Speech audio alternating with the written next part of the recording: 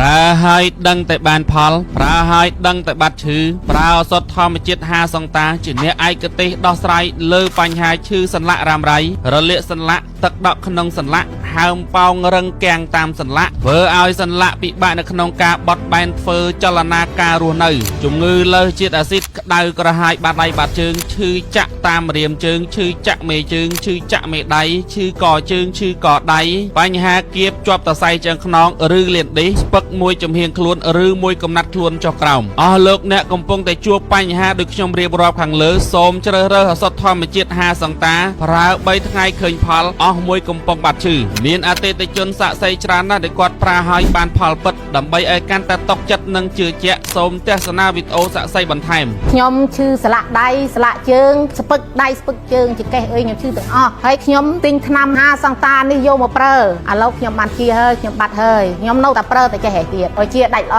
ឈឺសន្លាក់សរសៃនិងលើសជាតិអាស៊ីតដាក់ទៅគឺជាដាច់ហ្មងខ្ញុំបានប្រើប្រាស់5សង្តារួចហើយគឺពិតជាមានគុណភាពដល់ផ្នែកសរសៃសន្លាក់និងជាតិអាស៊ីតពិតប្រាកដមែនគឺខ្ញុំលេបពិតជាពិតខ្ញុំនិយាយចាញ់ពីការពិតអាធ្លាប់ឈឺកលាក់ដៃកលាក់ជើងអីហ្នឹងបាត់អស់ហើយដើមទៅស្រួលដេកខ្ញុំស្រួលហើយឈឺដៃឈឺជើងឈឺចង្កេះក្បាលដល់ពេលខ្ញុំបានប្រើ5សង្តាទៅខ្ញុំបានឡើងធ្វើការធម្មតាបានជំងឺរបស់ខ្ញុំគឺឈឺចង្កេះឈឺចុកឆ្អឹងខ្នងហើយក្បាលជង្គង់ដល់ពេលខ្ញុំបានហូប5សង្តាទៅគឺជីតែម្ដងហើយឥឡូវខ្ញុំអាចធ្វើការបានធ្វើសំណងឲ្យបានធម្មតាសូមផ្ដាំទៅពុកម៉ែបងប្អូនទាំងអស់គ្នាបើសិនជាគាត់មានជំងឺអាការៈដូចខ្ញុំរៀបខាងក្រោមនេះសូមបងប្អូនហូប5សង្តានេះចូលបាទពិតជាមិនខុសម្ដងបាទជា100%បាទ